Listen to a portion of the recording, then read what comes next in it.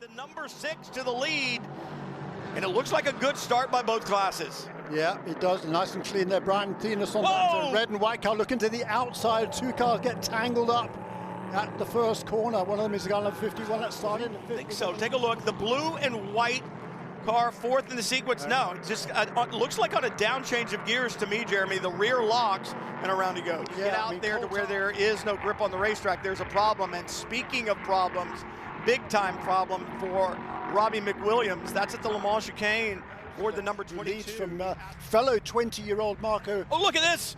Look at this. This is a problem. It's Cody Ware. Man, Cody Ware, I say it's a problem. It's like he lost brakes, or the brakes were cold and like a stone pedal. Everybody got up to temperature. Here he is there, lunges down the inside. Once again, neither the tires nor the brakes are up to fully optimized working temperatures. So he was way too late. He was able to keep it on the road this time. Yesterday he spun at turn 1.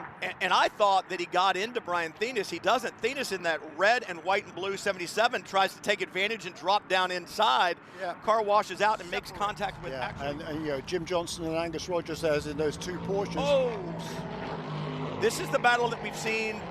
That's for the while. That's for the lead in Bronze Cup. Yeah, that was Brumman and Sean Quinlan, and now Alex Kirby with a problem in the Le Mans chicane. Kirby got up.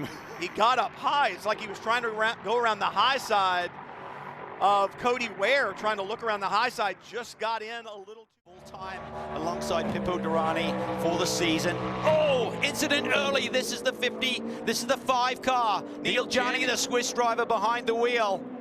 And that is a Porsche 963 in the barrier. It's on the infield portion, Cal, right after the kink. Yeah, and these hybrid machines, they're so complex, Dave, with their systems and the software and how they deliver the traction to the road. And I'm not sure whether that was traffic involved in that scenario, or he just got caught out with the cold tires. You see the he was coming up 01 machine just ahead of him, so I'm not sure if he had to get a single set of tires. Oh, problems early here. Look at this. This is the 92 machine. Checking to see who is on board that. Because David Bruley possibly. The highest classes. That can happen in the GT ranks as well. Oh, this may be accelerating out of pit lane even. Coming out of the pits just as soon as he released the pit lane comparison, you can say, oh, maybe we lost 50 points over the season. That was the difference. As we see the 88 there having a quick spin. Luis Perez compact behind the wheel, more than a spin. He had some contact there with the bodywork now. Digging fast laps are done. That'll be about. There with too much speed there, just missed his braking point a little bit. And he had logged the 4th quickest time in qualifying, Calvin. The key for him is stay green, because end up on the infield somewhere, and that is exactly what happened a moment or two ago to the Lightning McQueen car. Farhan Siddiqui going for a wild ride through the Le Mans chicane. Did he actually make it through the exit? Oh, just dropping the wheels on the inside of the curbing, and that just ripped him around back. All of a sudden, we've got the red and white car back in there, the Wheeler car, and we've had an incident at the Le Mans chicane, and round has gone James Hayosh for JTR. He spun to the inside. Fortunately, nobody was well, he got a push there. He absolutely got a push. Fletcher, excuse me, stays down low. Here they come. There's going to be 3 wide through into the run to the line. It's another blanket finish, and Gresham Wagner's got the win, pushed by Tyler Gonzalez. Wagner wins it.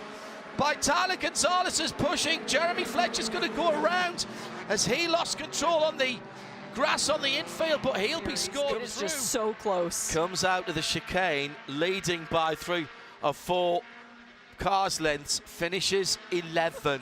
Oh my goodness. He'd made his bid for freedom a little bit too early, had a quick car. Julian DaCosta car's getting away. Yeah. We're not now either, because we've joined back up again. Heather Hadley with a spin at turn, but then almost in a separate incident, it was all going wrong for the steering wheel. All kinds of data logger. Oh, sideways! And a huge sideways swipe, and this is 2 cars right on the fastest part of the circuit. Preston Pardus and Nathan Nicholson. Preston Pardus losing it and actually sliding up into the wall, came down across. Nathan tried to avoid, had nowhere to go though. He was already as low as he could get, and now his car is stopped in the middle of the racetrack. The yellows are out. It was right in the leading group. I think it was Jared Thomas. I almost said that before.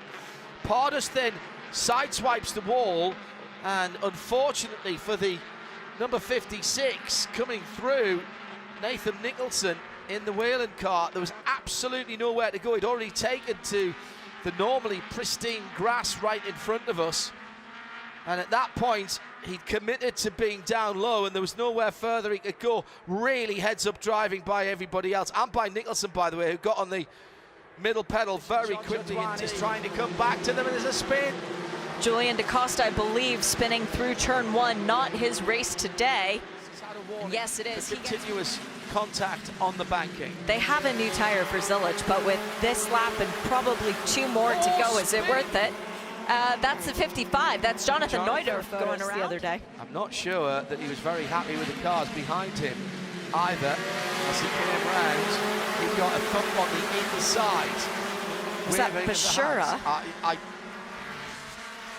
Maybe. He's under pressure from Tyler Gonzalez in the white and green car. Tyler's got a 10-second penalty, throws it in from a long way back, and gets hammered by the number 22 of Fletcher.